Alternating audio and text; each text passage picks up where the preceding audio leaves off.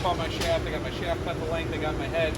I can fit it back together, and I can put this on a swing weight scale, and I can get what we call a dry swing weight, okay? One of the things I always tell people about swing weight scales, first of all, make sure your swing weight scale is on an even table. An uneven table will throw off your swing weight. The good news is at least it should be consistent if you didn't move it throughout the set, but a nice even swing weight, like a lot of good swing weight scales will have levels on them so you kind of know. And that they're calibrated correctly. So now that this is on the swing weight scale, I'm giving it a dry weight of D4.3, okay?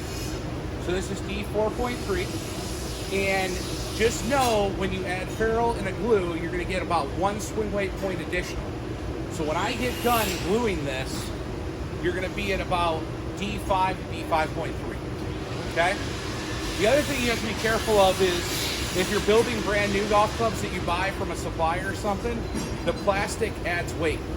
So typically on an iron, it's maybe a third of the swing weight point, so it's not really that much. Although there are some that have big stickers, like a wedge that has like the plastic thing covering it.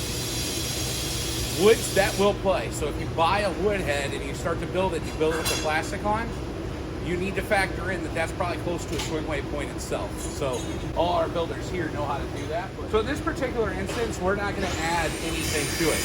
But let's say you wanted to add swing weight to a golf club. You could always do it after the fact with lead tape and all that, and that's pretty easy. At-home solution is lead tape. But you can buy from club makers little weights. Every swing weight is 2 grams in the head. They sell 2, 4, 6, 8, 10. So you can buy different grams. So like this 2 gram is 1 swing weight, 4 gram is 2 swing weights, 6 gram is 3 swing weights. And they go up to where you can go 5 swing weights. They actually do sell heavier if you ever needed it. And they're gonna make, what these little devices do is when we actually glue the golf club, if we needed it, you would just glue it into the tip and pop it on. And now you get your swing weight point. Or how many swing weight points you need. Another way to do it would be you can take tungsten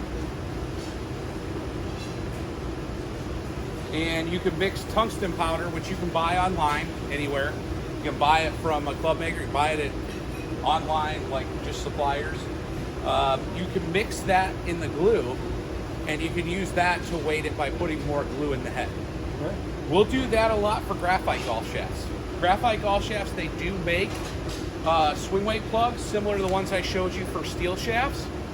But the issue is when you find when you're building graphite shafts, that not all graphite shaft, like the inside diameter hole, is the same. So it'll fit sometimes, it won't fit sometimes. Sometimes it's too loose. If you don't get it glued, you'll get a lot of rattling, all that stuff. So in graphite, I like to use the tungsten in the epoxy. In steel, I like to use the tip weights. And then if it's a wood, I'll typically use graphite, but if I can also take a gun and hot melt. So hot melt is a substance. There's a big gun, we got it around here somewhere, that you can inject kind of a sticky substance in there. For at home, Golfworks and some of these others actually make it looks like a syringe. You heat it in the microwave, and then you squirt it into the head. And if we don't have a wood head here, but if we did, most heads have a port somewhere. Normally in the hosel, you can get right in there and you can squirt it in there, and that adds swing weight as well.